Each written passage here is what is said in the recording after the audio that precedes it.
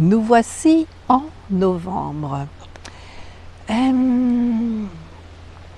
Pleine lune de novembre, dite lune du castor, période où les jours raccourcissent, se rafraîchissent, mais peuvent être encore assez doux. Les mots-clés de la pleine lune de novembre sont restauration, sagesse intérieure, bonheur, autonomisation, s'autonomiser, donc se prendre en charge soi-même, la réflexion calme, la purification. Alors pourquoi lune du castor? C'est parce que c'est le moment où les castors, tout simplement, construisent leur barrage avant l'hiver. Et c'est aussi pourquoi? Parce que les Amérindiens, souvent les noms de pleine lune viennent des Amérindiens et des anciennes civilisations. Donc c'était le moment où les Amérindiens posaient des pièges et tendaient des pièges aux castors avant le gel des rivières. C'est normalement en novembre la dernière pleine lune avant le solstice d'hiver. Le moment où le jour est le plus court de l'année. Le solstice, en général, ce solstice, il est lié à la mort et à l'au-delà, puisque nous avons une nuit très longue. Il y a aussi le passage du 31, j'en ai déjà parlé, mais le solstice est aussi un passage. Un autre nom de cette pleine lune de novembre est aussi la lune des roseaux, qui est pour les roseaux qui poussent dans les mares.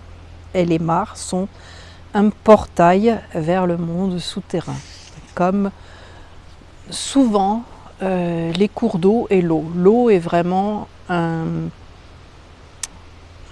passage, enfin un conducteur, on va dire, pour les âmes. Voilà. Alors, on va ailleurs que chez moi, en Thaïlande, pendant cette nuit de pleine lune de novembre. On dépose des radeaux en forme de lotus avec des bougies et de l'encens sur les rivières et les canaux en faisant un vœu. Moi, je trouve qu'il y a des coutumes qui sont sympas dans le monde. Cette pleine lune, eh bien, c'est un moment pour se reposer, se ressourcer en se baignant. Et oui, la baignade, la purification et en même temps la relaxation, parce que c'est une pleine lune de la transformation et de la haute spiritualité. Les graines qui ont été récoltées, elles sont maintenant à protéger jusqu'à la saison de l'éveil. La saison de l'éveil, c'est le printemps.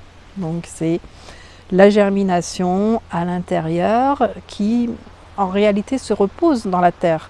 C'est symbolique aussi, mais c'est protéger toutes ces petites graines, les mettre à l'intérieur comme elles sont dans la terre pour attendre. Et donc c'est bien le moment de veiller sur nos terres intérieures avec de la douceur, de la chaleur.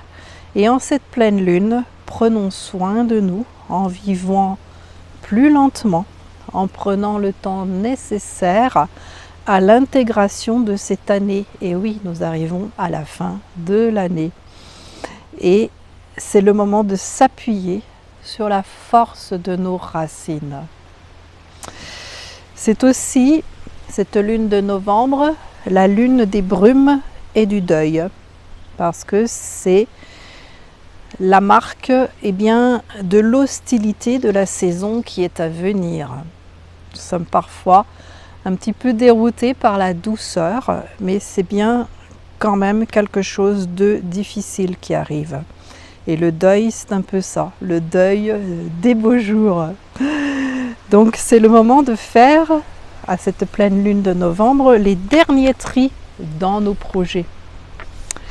Et donner aussi, donc dans nos projets, mais pas que, dans nos armoires peut-être aussi, et donner ce que nous avons en trop. Voilà pour cette pleine lune de novembre